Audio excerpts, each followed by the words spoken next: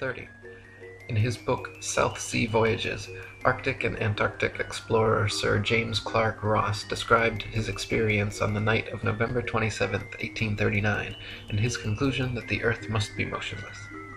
The sky being very clear, it enabled us to observe the higher stratum of clouds to be moving in an exactly opposite direction to that of the wind, a circumstance which is frequently recorded in our meteorological journal, both in the northeast and southeast trades, and has also often been observed by former voyagers.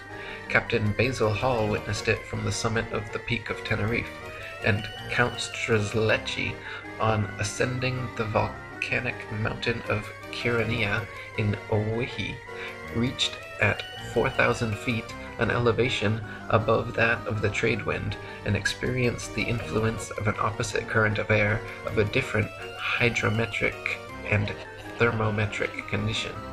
Count Strzelecki further informed me of the following seemingly anomalous circumstance, that at the height of 6,000 feet he found the current of air blowing at right angles to both the lower strata, also of a different thermometric condition, but warmer than the interstratum. Such a state of the atmosphere is compatible only with the fact which other evidence has demonstrated, that the Earth is at rest. 31. Quoting Zetetic Cosmogony, Thomas Winship states, "Let imagination picture to the mind what force air would have which was set in motion by a spherical body of 8,000 miles in diameter, which in 1 hour was spinning round 1,000 miles per hour, rushing through space at 65,000 miles per hour, and gyrating across the heavens. Then let conjecture endeavor to discover whether the inhabitants on such a globe could keep their hair on. If the Earth globe rotates on its axis at the terrific rate of 1,000 miles per hour, such an immense mass would of necessity cause a tremendous rush of wind in the space it occupied. The wind would go all one way, and anything like clouds which got within the sphere of influence of the rotating sphere would have to go the same way. The fact that the Earth is at rest is proved by kite flying." 32. If gravity is credited with being a force strong enough to hold the world's oceans, buildings, people, and atmosphere stuck to the surface of a rapidly spinning ball, then it is impossible for gravity to also simultaneously be weak enough to allow little birds, bugs, and planes to take off and travel freely, unabated in any direction. 33. If gravity is credited with being a force strong enough to curve the massive expanse of oceans around a globular Earth, it would be impossible for fish and other creatures to swim through such forcefully held water. 34. Ship captains in navigating great distances at sea never need to factor the supposed curvature of the Earth into their calculations. Both plain sailing and great circle sailing, the most popular navigation methods, use plane, not spherical trigonometry, making all mathematical calculations on the assumption that the Earth is perfectly flat. If the Earth were in fact a sphere, such an errant assumption would lead to constantly glaring inaccuracies. Plain sailing has worked perfectly fine in both theory and practice for thousands of years, however, and plane trigonometry has time and again proven more accurate than spherical trigonometry in determining distances across the oceans. 35.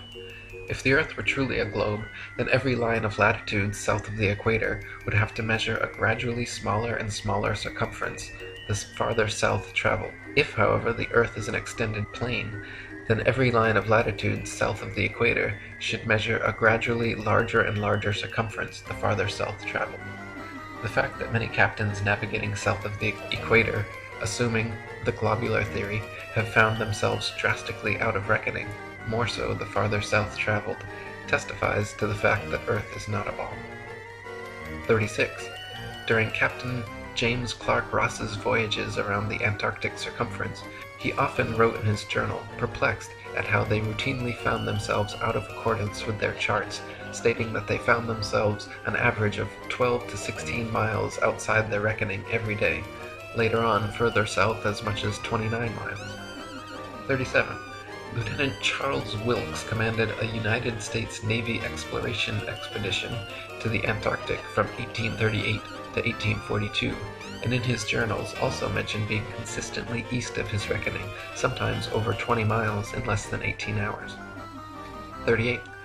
To quote Reverend Thomas Milner, in the southern hemisphere, navigators to India have often fancied themselves east of the Cape when still west, and have been driven ashore on the African coast, which, according to their reckoning, lay behind them.